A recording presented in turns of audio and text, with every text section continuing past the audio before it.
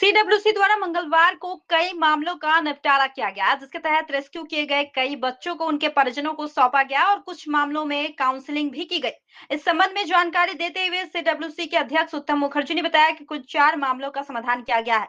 इनमें से 2 बच्चे अपने घर छोड़कर चले गए थे। एक बच्चा देवघर का है, जबकि दूसरा गोमिया का रहने वाला है। देवघर का एक बच्चा महाकुंभ मेले में चला गया था और वहां से लौटने समय धनबाद रेलवे स्टेशन पर मिला, जिसे रेलवे सुरक्षा आरपीएफ ने रेस्क्यू कर सीडब्ल्यूसी को सौंपा। वहीं गोमिया का बच्चा पारिवारिक विवाद के कारण घर छोड़कर चला गया था। एक अन्य मामले में एक नाबालिग लड़की, जिसे कुछ दिन पहले रेस्क्यू किया गया था, उसके परिजन उसे अपनाने से कतरा रहे थे और लगातार मेडिकल जांच कराने की मांग कर रहे थे। पहले नाबालिग भी मेडिकल के लिए तैयार नहीं थी, लेकिन अब वो इसके लिए राजी हो गई है, जिसके बाद उसके परिजनों से फिर से बातचीत की जा रही है। इसके अलावा एक बच्चे की काउंसलिंग की गई है, जिसके माता-पिता नौकरी में व्यस्त रहने के कारण उसे पर्याप्त समय नहीं दे पा रहे थे। अकेलेपन के कारण बच्चा मानसिक तनाव झेल रहा था, जिसे सही मार्गदर्शन देने के लिए काउंसलिंग की गई।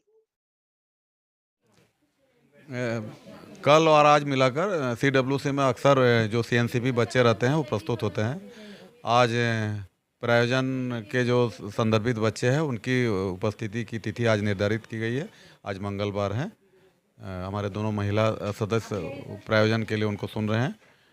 और ऐसे 2 केस आए, एक बोकारो एक देवघर से आया जो पालाजोरी से संदर्भित है।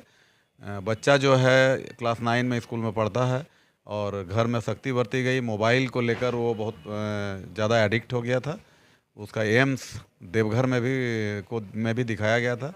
चाइल्ड हेल्पलाइन की सिम्पी जी उनके गार्जियन से भी बातचीत की। वो लोग रेस्टोरेशन बच्चा का नहीं लेना चाहते हैं। आरपीएफ ने उस बच्चा को धनबाद स्टेशन से रेस्क्यू किया था। घर से भागकर देवघर से बच्चा कुंभ स्नान करने चला गया था। कुंभ से लौटने के क्रम में आरपीएफ ने उसको रेस्क्यू किया था। बच्चा को अभी हम लोग सेफ शेल्टर के लिए बोकारो भेज रहे हैं टेम्पोररी।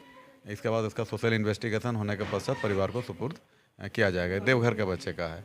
एक दूसरा बच्चा परिवार की सख्ती के कारण गोमिया बोकारो जिला से भागकर आया, जिसको आरपीएफ ने उसको भी रेस्क्यू किया।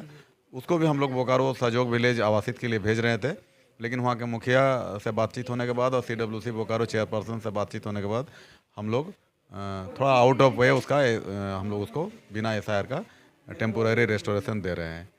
एक और बहुत बड़ी समस्या आती है कि बड़े परिवार में जहाँ कामकाजी माता पिता दोनों कामकाजी है, तो उनके बच्चे जो हस्बैंड वाइफ का जो झगड़ा रहता है, जो मैट्रिमोनियल डिस्प्यूट खड़ा होता है और भी कोई तकरार होती है, तो उसके कारण बच्चा प्रभावित होता है। ऐसा भी एक केस कल आया था जिसका हम लोग निपटान करने की कोशिश हम लोग किए हैं। सर, ये सब केसेस जो है इसको लेकर के पेरेंट्स को कुछ कहना वो लगातार उसकी काउंसलिंग की जाती है और जो भी जेजे एक्ट और जेजे मॉडल रूल के तहत जो निर्देश है, डायरेक्शंस है, वो हम लोग उसको पेरेंट्स को भी देते हैं और संबंधित स्टेक होल्डर जैसे district child protection unit, police. जैसे अभी एक केस आया, एक बच्ची जो है बयान दे रही थी, लेकिन वो मेडिकल कराना नहीं चाह रही थी। अभी बालिका गृह में आवासित है, भूली का पुराना केस है। तो उस संदर्भ में बच्ची का भी मन हुआ है कि हम मेडिकल कराएंगे, तो उसमें भी पुलिस को निर्देशित किया गया है। जो भी होता है जेजे एक्ट और जेजे रूल के दायरे में सीडब्ल्यूसी ये काम करता है।